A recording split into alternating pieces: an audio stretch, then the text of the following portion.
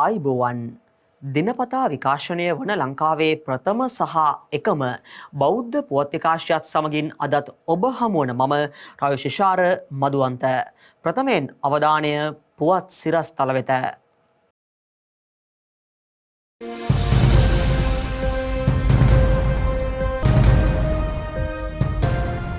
සඳහිරු සෑයේ තැන්පත් කෙරෙන පූජා වස්තුන් අද දීඝවාපී රාජමහා විහාරයට වැඩම කරයි.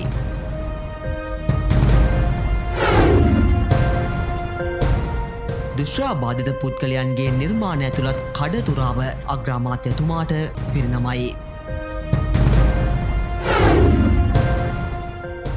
කොවිඩ් ආසාදිතයින් ක්‍රමයෙන් අඩුවෙයි. නොබෙල් සාහිත්‍ය සම්මානයෙන් පිදුම් ලැබූ ටැන්සානියාවේ අබ්දුල් රසාක් ගුර්නා.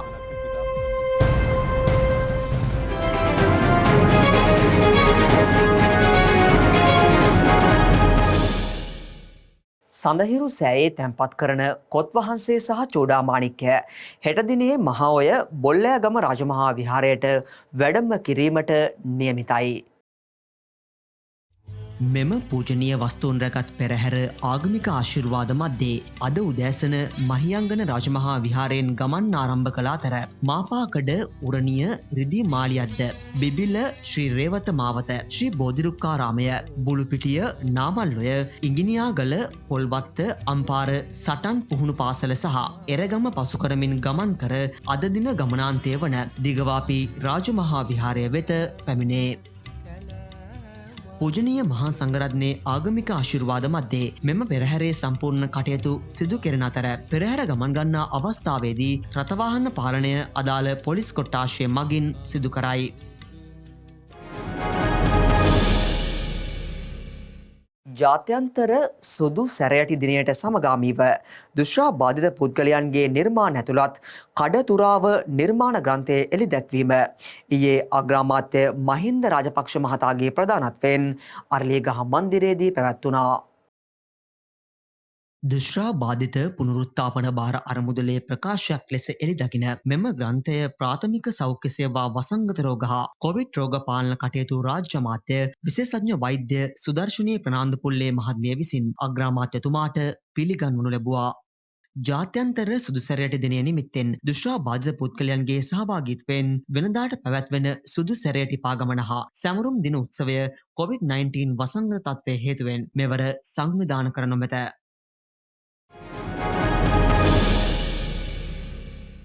මෙරට තුළ සිදු වූ තවත් කොවිඩ් මරණ 20ක් සෞඛ්‍ය සේවා අධ්‍යක්ෂ ජෙනරාල්වරයා ඊයේ තහවුරු කළා. ඒ අනුව මෙරට සමස්ත කොවිඩ් මරණ සංඛ්‍යාව 13500 සීමාවට ආසන්න වුණා.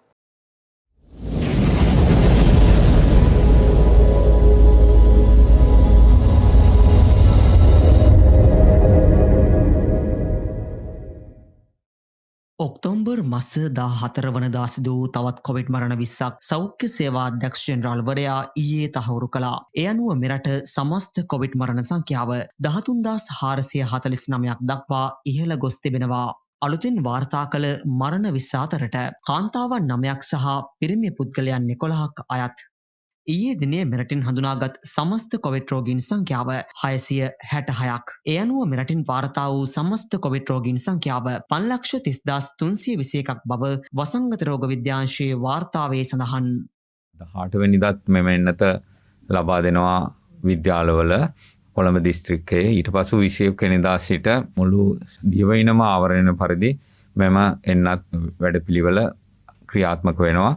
එහිදී ඇත්තටම අධ්‍යාපන අමාත්‍යාංශය සහ ඔවුන්ගේ කාර්යභාරය ඉතා විශාලයි. ඔවුන් ඉතාමත්ම සාර්ථකව ඉටු කරලා දෙනවා. ඒක සම්පූර්ණ සම්බන්ධීකරණය වෙන්නේ අධ්‍යාපන අමාත්‍යාංශය සහ ඔවුන්ගේ ප්‍රාදේශීය කාර්යාල හරහා විශේෂඥ වෛද්‍යවරුන්ගේ සහයෝගය, ළමා රෝග විශේෂඥ වෛද්‍යවරුන් සහ කායික වෛද්‍ය විශේෂඥ වෛද්‍යවරුන්ගේ සහයෝගය දිගින් දිගටම මේ එන්නත් කරන වැඩපිළිවෙලේදී ළමුන්ට එන සංකූලතා ආවොත් ඒවා කොහොමද රැක බලා ගන්න කියන එක ගැන අපිට පැහැදිලි අවබෝධයක් තියෙනවා. මහජනතාවගෙන් තමත් ගෞරවනීය ලෙස ඉල්ලා සිටිනවා අපි ඔබගේ නවයෝන් දරුවා රැගෙන විත් අවුරුදු 18 19 අතර අය එම පාසල්වල හෝ MOH ක්ලිනික් වල රැගෙන විත් අදාළ එන්නත ලබා ගන්න කියලා. ඒක ඉතාමත්ම වැදගත් මේ අවස්ථාවේදී ඔවුන් විභාග වලට සූදානම් වෙන ළමයි කොවිඩ් ආසාදනයක් ඇතුවොත් ඔවුන්ගේ ගැටලු ඇති වෙන නිසා ඒ නිසා ඒක ලබා ගන්න.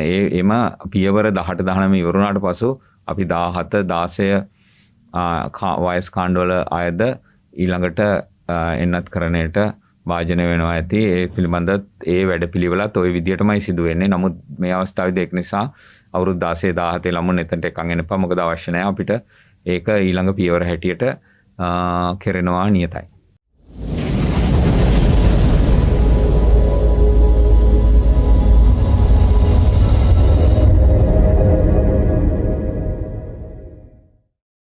පස්යාල මුරතවෙල ධර්ම චක්‍රාරාම විහාරස්ථානයේ අභිනවයෙන් නිදි කළ අටවෙසි බුද්ධ ප්‍රතිමා වහන්සේලා සහිත බෝධි ප්‍රාකාරය එළඹෙන ඔක්තෝබර් මාස 18 වනදා නිරාවරණය කිරීමට සැලසුම් කර තිබෙනවා.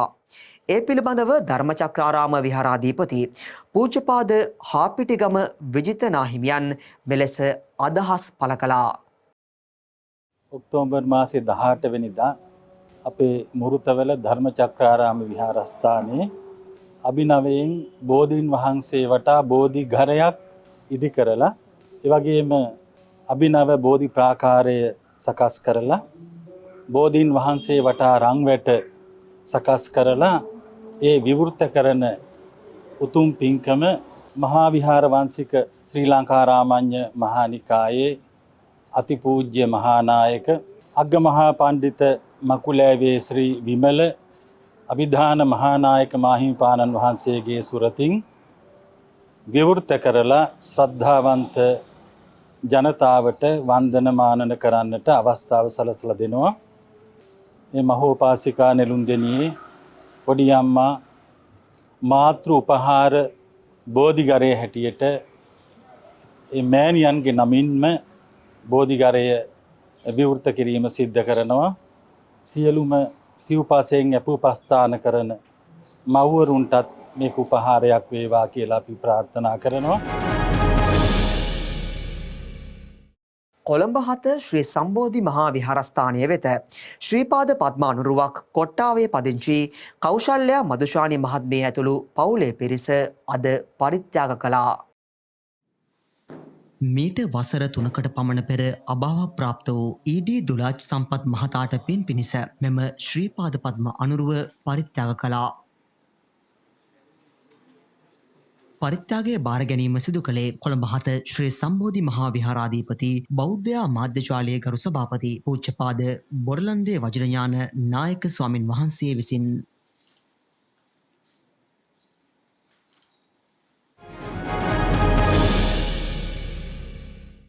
මෙරට දූදරුවන්ට හා පිරිවෙන් සාමණේර භික්ෂූන් වහන්සේලාට මාර්ගගත ක්‍රමවේදය ඔස්සේ අධ්‍යාපනය හැදෑරීමට අත්වැලක් සපයමින් බෞද්ධයා මාධ්‍යජාලය ක්‍රියාත්මක කරන සිප්නන දායාද වැඩසටහන දිස්ත්‍රික්ක 10ක් ආවරණය කරමින් මේ වන විට දියත් කර අවසන්.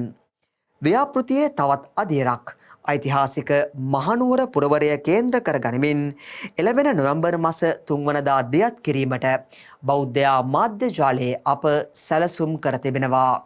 ඒ කොළඹ 7 ශ්‍රී සම්බෝධි මහා විහාරාධිපති බෞද්ධයා මාධ්‍ය ජාලයේ ගරු සභාපති පූජනීය බොරලන්දේ වජිරඥාන නායක ස්වාමින් වහන්සේගේ අනුශාසකත්වයෙන්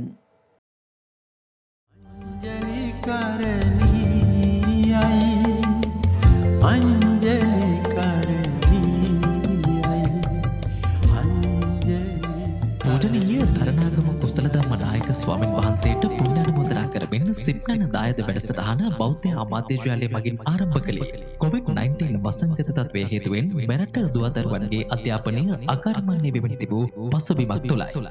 ඒ අනුව කොළඹ 7 ශ්‍රී සම්බෝධි මහා විහාරාධිපති බෞද්ධ අමාත්‍යාංශයේ ගරු සභාපති පූජනීය බොරලන්දේ වජිරඥාන නාහිමියන්ගේ සංකල්පයකට අනුව සිප්නන දායද වැඩසටහන දිස්ත්‍රික්ක 10ක් ආවරණය කරමින් ඉදිරියට කිරීමට අපට හැකි වුණේ බෞද්ධ අමාත්‍යාංශයට හිතයි ශ්‍රී සදහවත් ප්‍රේක්ෂක ඔබගේද දායකත්වයේ මතයි. එමගින් බැරක දුෂ්කර දුවදරුවන්ගේ සහ පිරිවෙන් සාමණේර භික්ෂුන් වහන්සේලාගේ අධ්‍යාපනයේ මංපෙත් විවර කර දෙන්නට අපට හැකියාව ලැබුණා. ඉන් නොනැමෙතේ සිප්නන දායද වැඩසටහනේ තවත් අදියරක් එළඹෙන නොවැම්බර් මාස 3 වනදා දියත් කිරීමටයි බෞද්ධ අමාත්‍යාංශය සැලසුම් කර තිබෙන්නේ. ඒ අනුව මහනුවර දිස්ත්‍රික්කයේ දුවදරුවන් සඳහා මෙන්ම සාමණේර හිමිවරුන් උදෙසා ටැප්පයන්ත්‍ර පරිත්‍යාග කිරීම මහනුවර ලියන්ගස්තැන්න රජමහා විහාරස්ථානයේදී සිදු කිරීමට නියමිතව තිබෙන්නේ. ශ්‍යාමෝපාලි වංශික මහානිකායේ අස්කිරි විහාර පාර්ශවයේ අනුනායක අතිපූජ්‍ය ආනමඩුවේ ධම්මදස්සේ අනුනායක හිමියන්ගේ මූලිකත්වයෙන් රටක ජීවනාලී වන දුවදරුවන්ගේ අධ්‍යාපනයේ මංපෙත් විවර කර දෙන්නට ඔබගේද දායකත්වය ලබා දිය යුතු සුදුසුම කාලයයි මේ. ඒ සඳහා ඔබගේ මූල්‍යමය ශක්තිය බෞද්ධ පුණ්‍යාධාර අරමුදල නමින් නැති සම්පත් බැංකුව ගිණුම් අංකය 02 70 60 03 195 යන ගිණුම් අංකය වෙත බැර කළ හැකියි.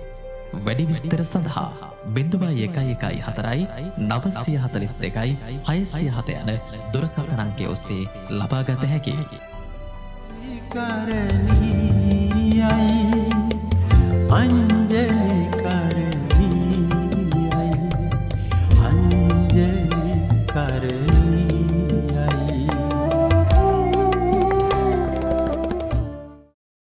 මෙරට තුළ පවතින වසංගතකාරී තත්ත්වය දුරු වේවායි ප්‍රාර්ථනා කරමින් 12 පැයක් පුරාවට පැවැත්වෙන අධිෂ්ඨාන සත්‍යක්‍රියාවක් ඇතුළු අසිරිමත් බුදුගුණ වර්ණනා දේශනාවක් එළඹෙන වප්පුර 15ක පොහෝ දිනේදී අනුරාධපුර පණ්ඩුලගම ශ්‍රී විජේසේකරාරාම විහාරස්ථානයේදී පැවැත්වීමට සැලසුම් කර තිබෙනවා.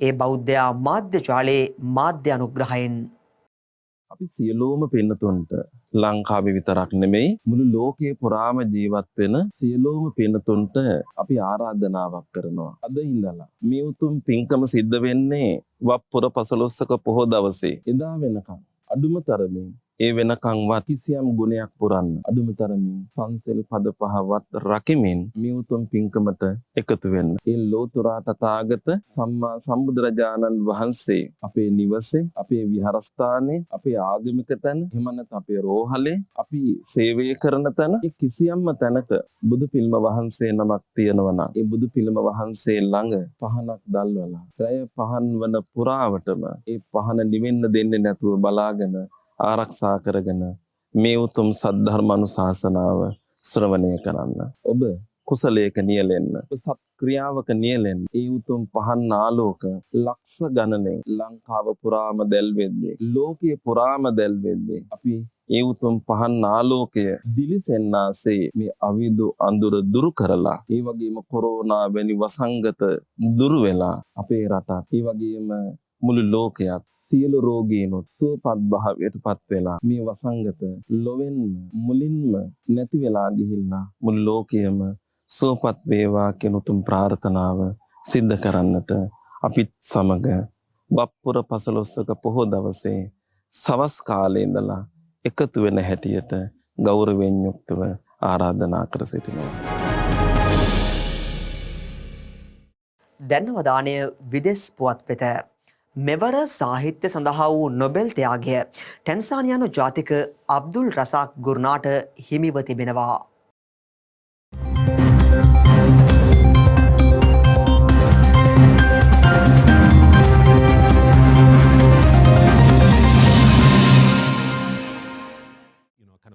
සාහිත්‍ය සඳහා වූ නොබෙල් ත්‍යාගය ප්‍රදානය කරනු ලබන්නේ ස්විට්ස් ඇකඩමිය විසින්.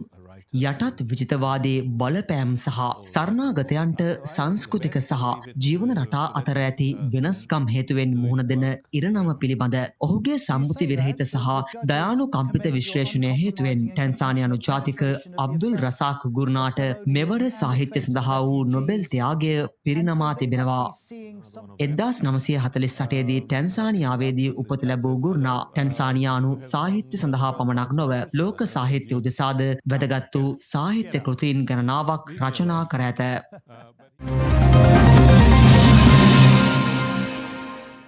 ඒත් සමගින් අදට නියමිත සංදේශය පුවත් විකාශය නිමාවට පත්වෙනවා. YouTube සහ සංදේශය Facebook පිටු ඔස්සේ දිනපතා විකාශනය වන ලංකාවේ ප්‍රථම සහ එකම බෞද්ධ පුවත් විකාශයත් සමගින් ඔබට එක් විය හැකි. ඔබ සැමට සුබ රාත්‍රියක්. සම්මා සම්බුදු සරණයි.